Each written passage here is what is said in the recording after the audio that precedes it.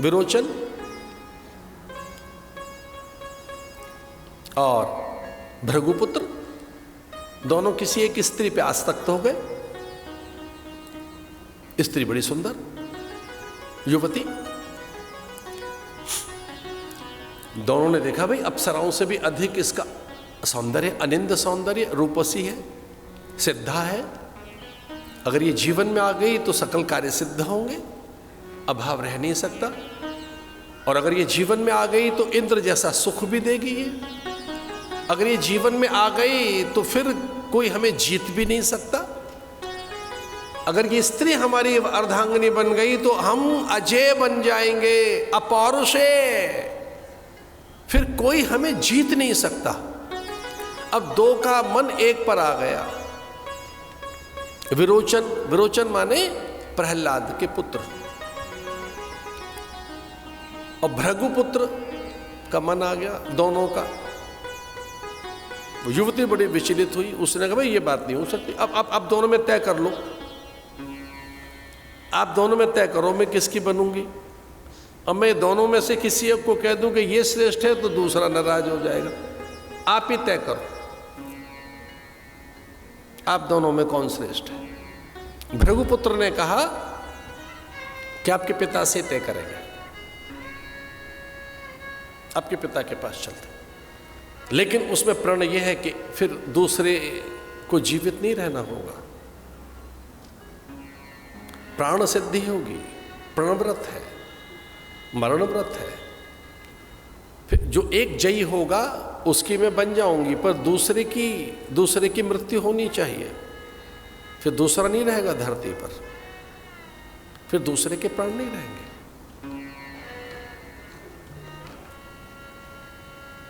प्रहलाद को बात बताई गई, विरोचन ने और भृगुपुत्र ने, हमारे बीच में ये संधि तय हुई है। हम में से कौन श्रेष्ठ है, हम में से कौन जयी है, हम में से कौन महान है। और ये जानते हुए भी प्रहलाद जानते थे कि मेरे पुत्र की मृत्यु हो जाएगी, और मैं अपने पुत्र को तो महान कह नहीं सकता,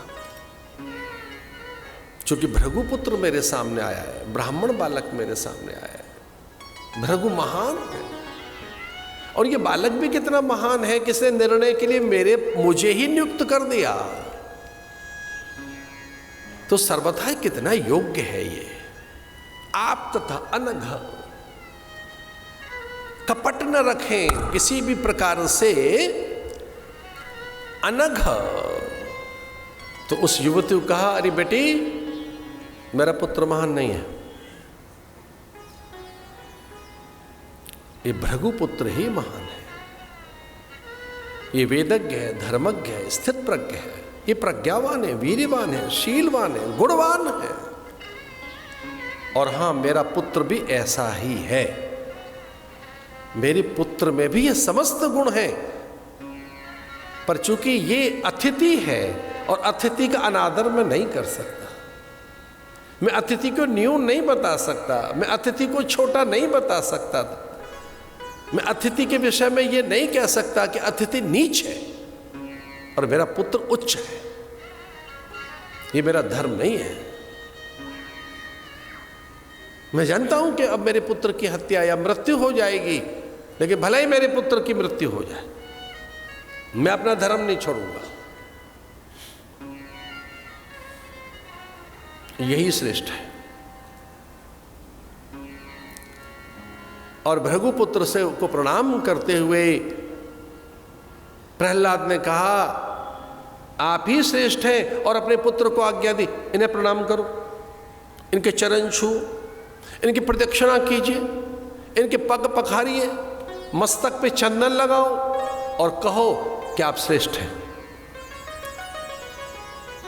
पिता की आज्ञा मानकर मन में तनिक भी संकोच न रखते हुए विरोचन ने प्रणाम किया भृगुपुत्र को, प्रदक्षिणा की, पाद्य पूजा की, मस्तक पर चंदन लगाया, गले में माला पहनाई, प्रणाम करते हुए कहा, हे देव आप ही श्रेष्ठ हैं, आप ही महान हैं, क्योंकि मेरा पिता सही निर्णय करेगा।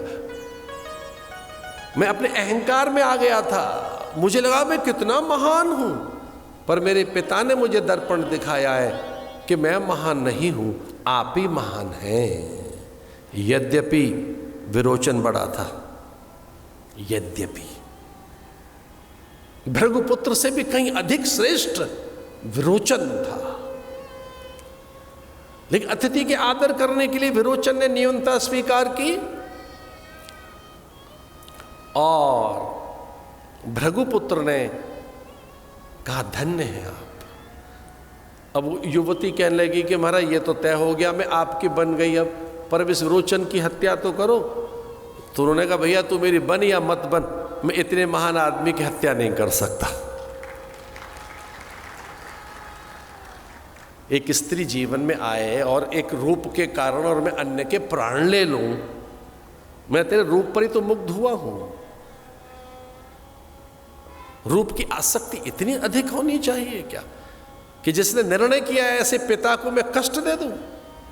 जो मेरा प्रतिद्वंदी है अपने को छोटा मानकर मेरे पग पखार रहा हो, प्रणाम कर रहा हो, अनघ चित्त जिसका हो, अनघ प्राणी, अनघ वो मन से स्वीकार कर रहा है, हृदय से स्वीकार कर रहा है, हृदय से मुझे देवता मान रहा है, हृदय से मेरी पूजा कर रहा है, केवल पिता के कहने से नहीं, क्योंकि पिता ने आदेशित किया, इस दृष्टि से ही मेरे पैर नहीं छुए उसने। पिता ने कहा इस दृष्टि से ही मुझे प्रणाम नहीं किया है उसने हृदय से मुझे स्वीकार किया है। और मैं जिसे देख रहा हूं अपने प्रतिद्वंदी को, वो क्या है? अनघा, पाप नहीं है उसमें। इसलिए अगर मुझसे ही पूछना चाहती है कि हम दोनों में कौन महान है, तो चल मैं विड्रॉ करता हूं, अब यही महान है। मैं भी स्वीकार करता हूं कि मैं भी उतना महान नहीं हूं। अब तो मुझ में और इसमें भी तय हो गया कि कौन महान है। हमें क्षमा कर दीजिए, एक छोटी सी बात याद आती है हमें, हमारे हरियाणा की बात है। ये जगह है कहीं शिवानी के आसपास, वो झोंपा और उस तरफ का कोई, उस तरफ के गांव की घटना। उधर बढ़े हिसार से उस तरफ कहीं, अरे राजगढ़ की ओर चलो उधर, तो झोंपा उस तरफ की कहीं की घटना। क्षमा कीजिए, सामान्य बात सुना रहे। एक किसान के पास एक पहलवान पहुंच गया और उसने, पहलवान ने कहा भाई हमने सुना है कि आप बड़े बलवान हैं, मल्ल विद्या में सब प्रकार का कौशल आपको आता है, हमसे कुश्ती कर लो। बड़ा भारी पहलवान था किसान, तो कई कई गांवों में उसकी ख्याति और कीर्ति, उसके नाम से लोग भयभीत होते थे। उसके बल से एक अपरिचित आया पहलवान, उसने कहा कि भाई वो हमसे कुश्ती कर लो। उसने कर ले भैया। अब हरियाणा का आदमी भोला भाला होता, सीधा साधा, कर ले कुश्ती। कुश्ती की और वो जो पहलवान आया था उसने हरा दिया इस किसान को। बोले बस यही आजमाना था कि भाई तू बहुत बड़ा पहलवान बनता है, मुझे किसी ने कहा तो मैं आ गया तेरे गांव में और मेरा काम बन गया, हरा दिया मैंने तुझे।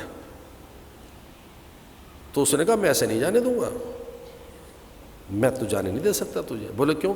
बोले मुझे गांव में खबर करनी होगी, आसपास के सभी गांवों में, कि मुझे कितना महान आप समझते हो, मैं उतना हूं नहीं, आपने मुझे हरा दिया है, मुझे अपने गांव को बताना होगा। ये मैं गांव की निश्चलता के बारे में बता रहा हूं आपको।